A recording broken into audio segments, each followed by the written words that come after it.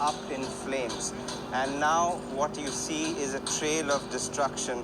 Shihab and I will now take a walk just to show you the carnage that it has left behind. Of course, massive achievement for the Sharjah civil defense to put out the fire in less than 3 hours. By 10:55, the fire was put out, and in an hour's time after that, by 11:55, the cooling operations were complete. This is the building, old building that opened in 2006. 250 families lived in this building. They have now all been evacuated, of course.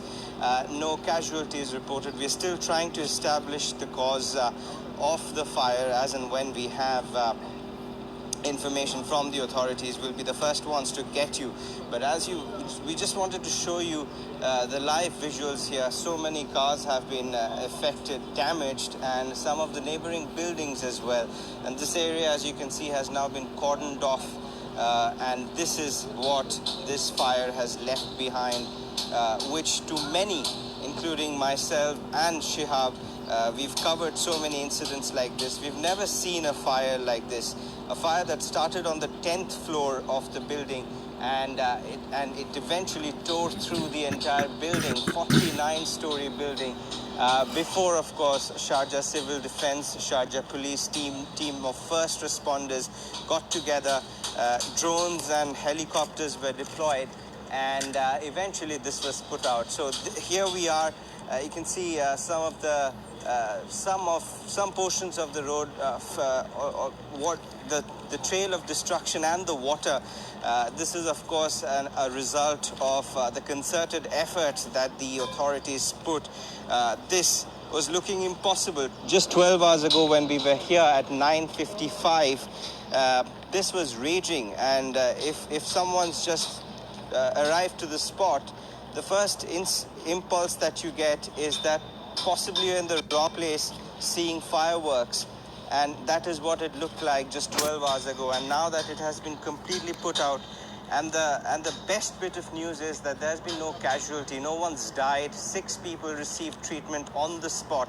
5 were rushed to the hospital, and entire building was evacuated. In fact, some of the buildings you see next door have also been of course cordoned off and evacuated just for safety reasons, and that also meant that hundreds of families spent sleepless night. Of course, they were left homeless for a night, and it seems they might have to spend the next few nights and days, of course, out of their homes. But this is, of course, all to ensure safety of the families who lived around this area. This is just to give you a sense of what it is like. If you see, these are the debris that's filled up this part of the area. Some of the cars badly damaged, gutted, completely gutted. And of course, all this cleaning up will take a few days' time. But the best bit of news is that the fire has now gone out completely. It was in fact put out by 10:55 last night, and cooling operations were complete just past midnight. Under 3 hours when the fire first broke just after Taraweeh prayers yesterday on the 12th day of Ramadan, according to some residents. We've tried to put together some anecdotes as well. We'll take a walk out now and go back and keep you updated with more, latest news. You can go on to khaleejtimes.com for all the developing stories. And before I wrap up, this is today's front page.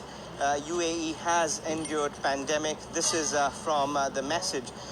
This is from the leadership. The message is from the President, the Prime Minister, and Vice President of UAE, and also the Crown Prince of Abu Dhabi. And what has made also to the top of our front page is COVID test now a must for repatriation. You can read about that in details as well in today's newspaper.